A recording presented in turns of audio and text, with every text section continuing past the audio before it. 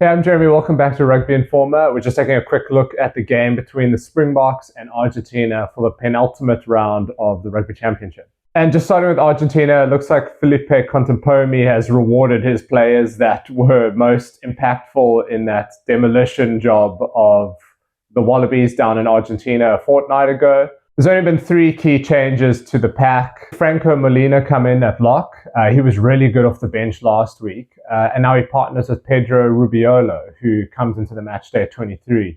It's interesting. It's clear that the coaching staff see that line-out competition as an area that's going to be quite contentious on Saturday. And the Argentinians obviously want 2 really good jumpers, really athletic locks on the field that can take on the likes of Etzebeth and Murat and those type of guys who have quite a proficient line-out game. And at number 8, to see Joaquin Oviedo come in. He was really, really good when he came off the bench last week also. So he slots into number 8. And interestingly, Thomas Lavanini, a guy who's always got under the skin of the Boks in years gone by. You know, he's a real enforcer, aggressive, irritable, classic Argentinian forward. He falls out the matchday squad completely, which is interesting. I thought they would have gone with him. You know, he's always had a great rivalry with the Boks, but the guys that are there, even though there's a little bit of lack of experience with the Argentinian forwards at the moment, they've got some really incredible players, and I think it's going to be quite the job for the Springboks to contain them. And the Argentinians are kind of putting together their own little bomb squad of their own. They got Juan Martin Gonzalez on the bench, a guy who is incredible with ball in hand. If everyone remembers the recent Rugby Championship encounter where he literally skinned Billy LaRue with an amazing sidestep down the wing. So they've got some guys that are going to come off the bench. Santiago Carreras, this guy's got a lot of experience. They're going to come and add a huge impact in the second half. They're starting to pull together a little bit of a late bomb squad type of a feel that might even surprise the Boks. And they're also debuting someone, Pedro Delgado, a guy that I don't know, I don't think anyone really knows much about, coming from Argentinian club rugby onto the bench to make his debut, most likely. And he is quite a big boy, 135 kgs. He's, from what we've picked up, a very competent scrumming machine. So we might see a few wildcard surprises come the second half. And with regards to the Springboks, a lot of familiar faces, but some different combinations that we haven't seen as of yet. But some of the younger guys like Apelela Fassi and Salman Murat, they're getting their shot again at a bigger game.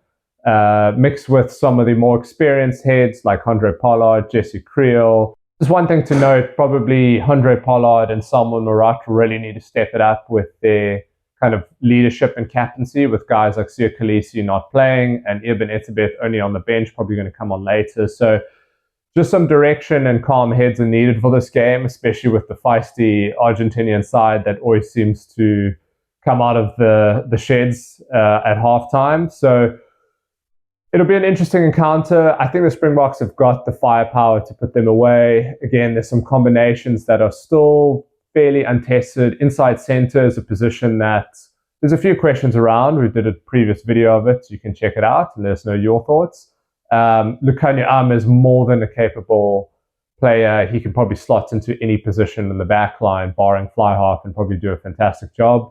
But he isn't a specialized inside center, especially in the big physical encounters. He's very much a skillful defensive reading outside center. So there's a little bit of depth lacking in that position when Damien Dielendi is not on the field. It's quite likely we'll see Andre Pollard move to 12 later in the game, and Manie Lebok will step into fly half, which is a fantastic swap around. But again, the Boks do need someone who is developing at inside center. So that's maybe one little contentious point there, especially against someone like Santiago Chocobares. This is a big physical inside center from Argentina who's going to be denting that line. So we'll see how they handle that contact point, but I think the Boks should do the job. They've got a lot of experience, a lot of momentum behind them. But this Argentinian side, no one should underestimate them. They win over the All Blacks and they win over the Wallabies were not flukes. That's what they're capable of. They actually tend to underperform in other games. So their new coaching staff, new group of young players, also that batch of experienced players like Montoya and guys hitting their 90, 100 caps. This is a proper Argentina side that I think the Boks should be quite careful of. But we can't wait to see what happens. Let us know what you think. Let us know your score predictions. Let us know what you think might happen. What are some of the areas where you think the Boks might have the upper hand? And what are some of the areas Argentina might have the upper hand? And can't wait to see the game. Please hit like, please hit subscribe, and we'll see you in the next one.